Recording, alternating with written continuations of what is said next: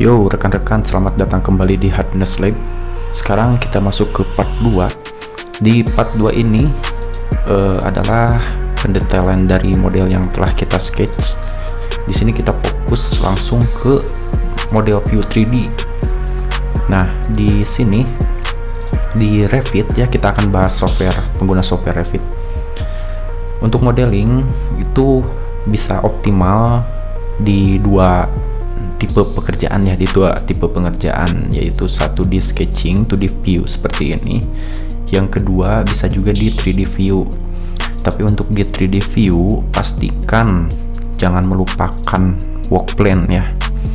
Jadi work plan-nya itu harus benar-benar disetting.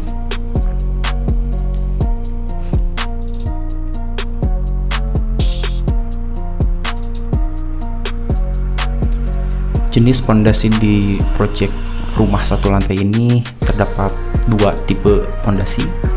Pertama, pondasi batu kali kita gunakan tentu sebagai support ya, support dari balok slope,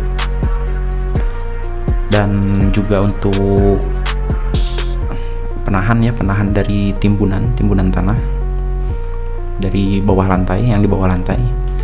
Dan yang kedua itu menggunakan pondasi beton bertulang footplate ya. Kenapa ini digunakan? Karena di area tengah itu memiliki bentang yang cukup lebar.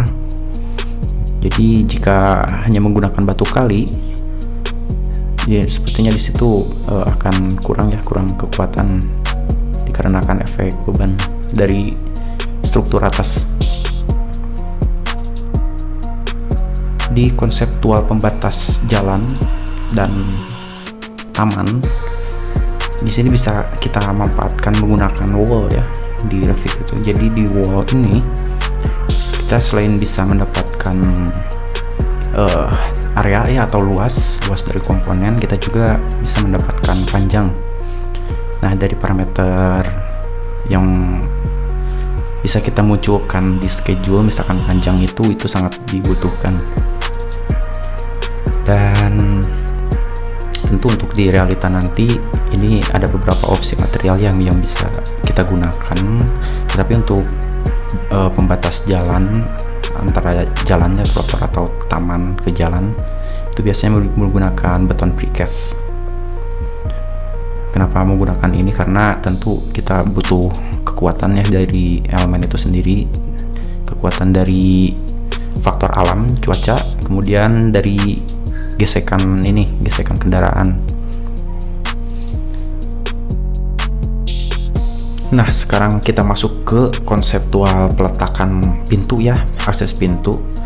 Sebenarnya untuk layout di project ini tuh adalah usulan dari atau referensi langsung dari owner ya, penempatan misalkan titik kamar, kemudian ruang tamu, ruang keluarga. Nah, di sini jadi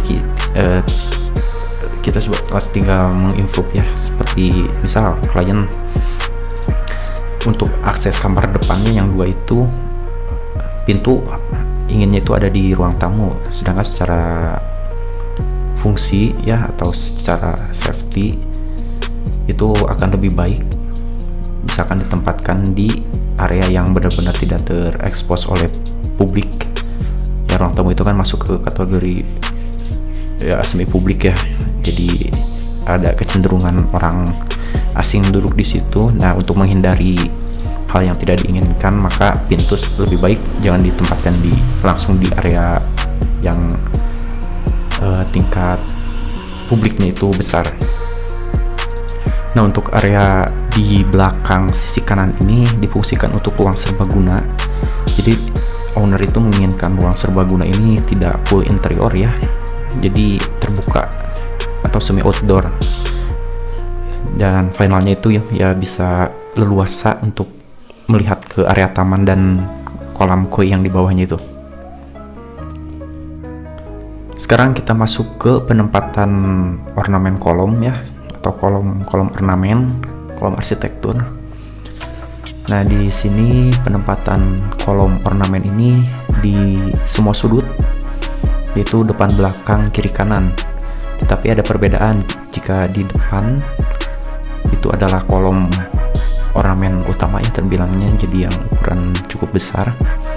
Dan untuk di sisi kiri kanan itu kolom ornamen yang tipe 2 yang lebih kecil dan juga menyesuaikan dengan space yang tersedia. Nah, di sini kita bisa lihat bahwa konsep bangunan ini memiliki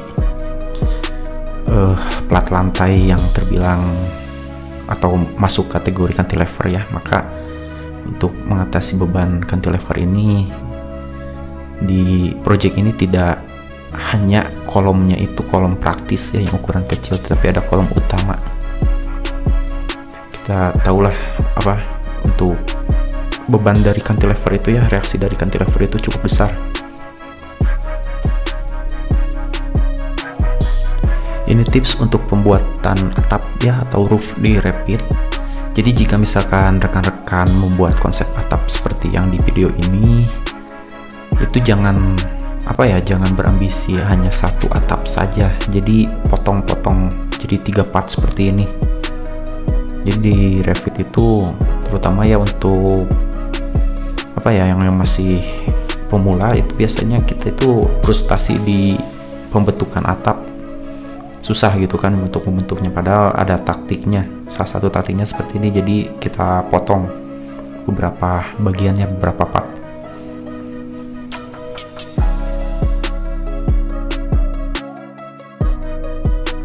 Dan ini adalah plat lantai ya, plat atap yang terbuat dari beton bertulang, difungsikan untuk penempatan toren. Jadi untuk penempatan toren pun itu untuk struktur jangan asal ya, karena kita tahulah untuk air itu 1 meter kubiknya itu cukup berat, 1 ton ya. Jadi ini harus benar-benar direncanakan dengan benar ya untuk area toren, jangan asal.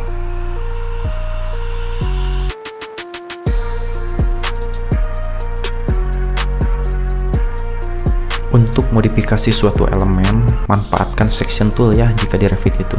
Ini sangat berguna, jadi kita bisa langsung fokus ke elevation view dari suatu elemen.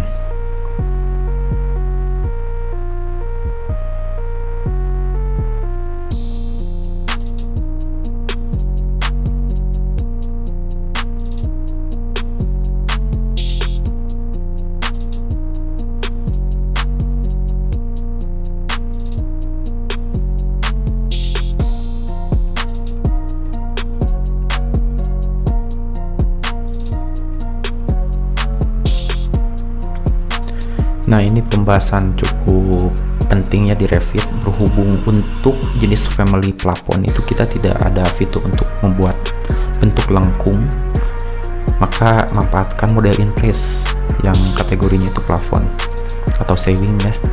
Nah, di situ cukup akuratnya untuk menghitung area atau luasnya dari model in place itu.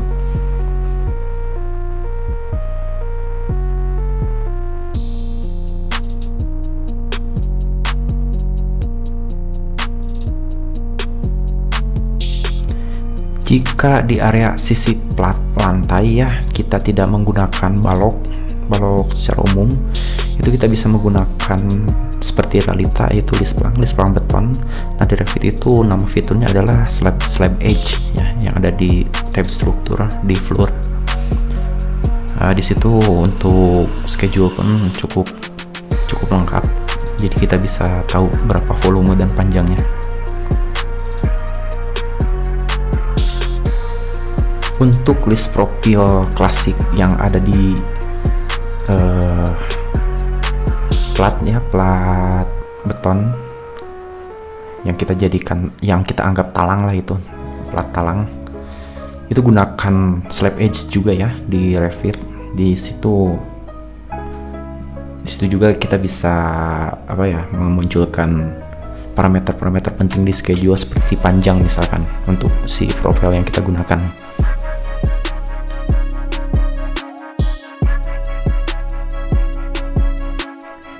Konsep klasik modern itu memang terbilang bentuknya itu cukup kaku ya. Jadi untuk mengakali agar estetikanya itu benar-benar dapat, bisa menambahkan misalkan penebalan dinding seperti ini. penebalannya bisa opsional ya, menggunakan misalkan ada tambahan bata ya, satu lapis lagi, ataupun plester jika misalkan ketebalannya itu tidak terlalu ekstrim. Nah, jika misalkan ditambahkan bukan lekukan ya, penebalan seperti ini tuh kesan klasiknya itu masih tetap dapat.